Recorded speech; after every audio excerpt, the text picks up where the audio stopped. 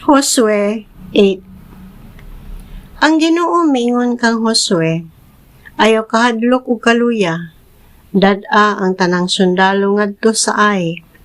Itugyan ko kanimo ang hari sa Ai ug maimo ang iyang katawhan syudad o yuta.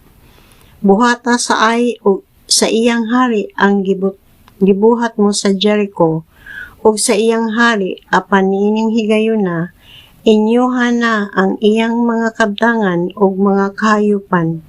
Sulungan ninyo galit ang syudad agi sa likod.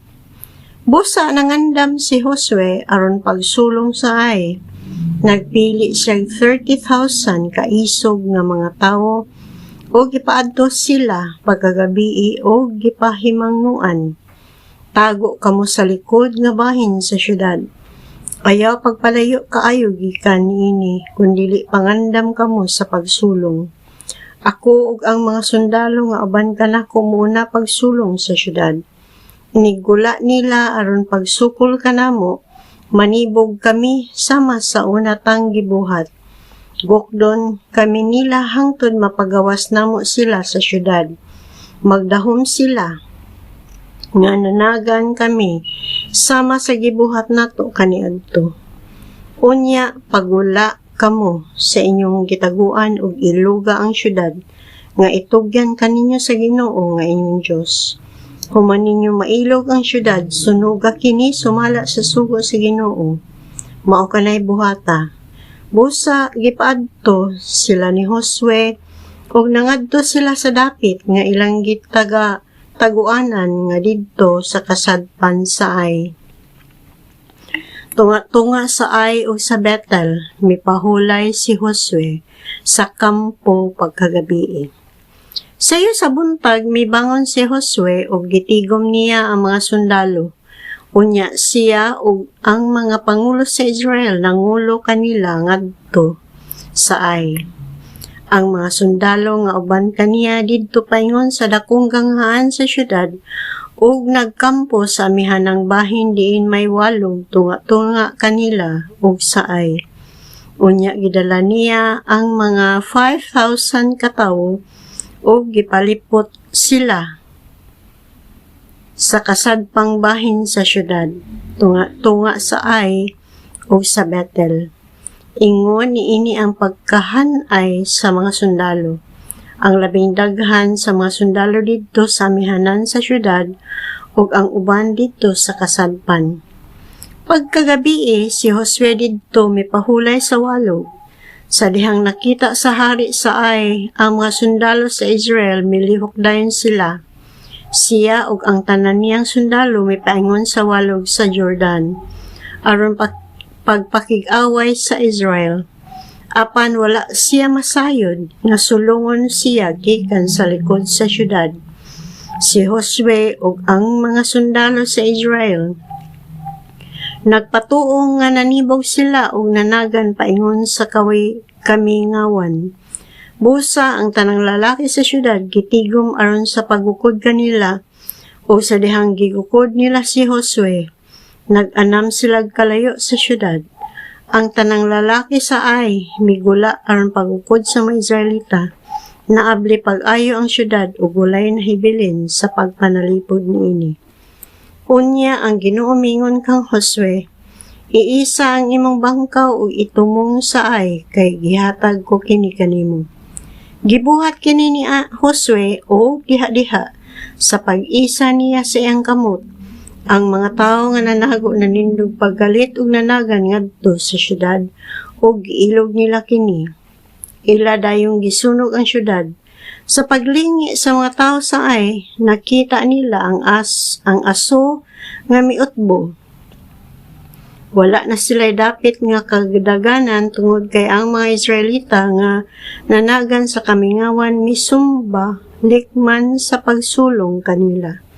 Sa pagkakita ni Josue o sa kasundaluhan sa Israel nga nakuha na sa ilang mga kauban ang syudad ug nga kini gisunog na, misumbalik sila og misugod sa pagpamatay sa mga tawo sa Ai.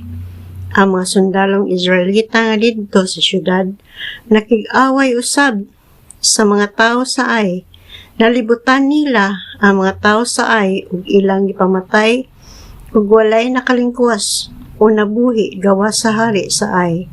Gidakop nila siya o gidala ngadto kang Josue. Gipatay sa mga Israelita ang tanang kaaway nga naglutos kanila didto sa kamingawan. Unya namalik sila sa Ai o gipatay nila ang mga nahibilin didto. Niadtong adlaw 12,000 kalalaki o babae nga lumulupyo sa Ai ang gipamatay nila.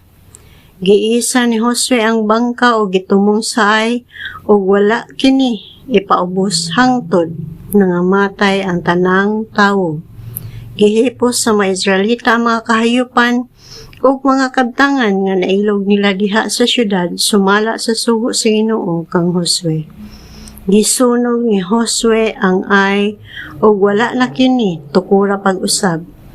Gibitay niya ang hari sa Ai didto sa kahoy o gipasagdan didto hangtod sa pagkahapon.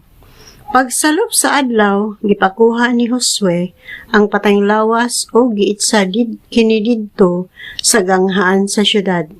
Gitabunan nila kini sa dakong tapok sa mga bato ug nagpabilin ang maong mga bato hangtod karon. Unya nagtukod si Josue dito sa bukid sa Ebal ug usa ka halaran alang sa Ginoo ang Dios sa Israel. Gibuhat kini niya sumala sa pahimangno nga gihatag ni Moises ang alagad sa Ginoo ngadto sa mga Israelita sumala sa nahisulat sa balaod ni Moises.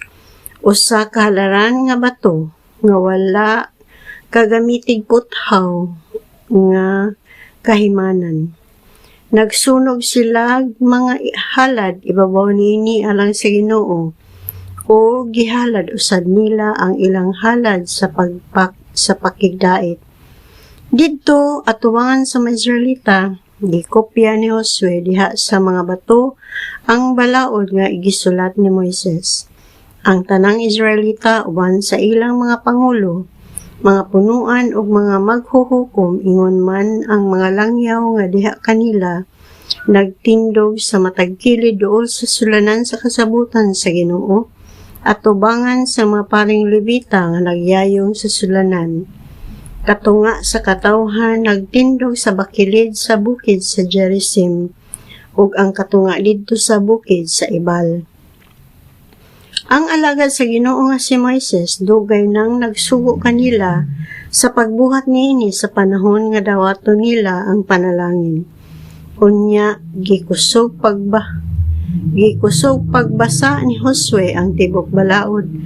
Pagbasa ni Josue ang tibok balaod, lakip ang mga panalangin o mga tunglo sumala sa nahisulat sa basahon sa balaod. Ang tagsa-tagsa kasugo ni Moises, gibasa ni Josue ngadto sa tanang mananambong nga naglakip sa mga babayi, kabataan, o mga langyaw nga nagpuyo tipon kanila.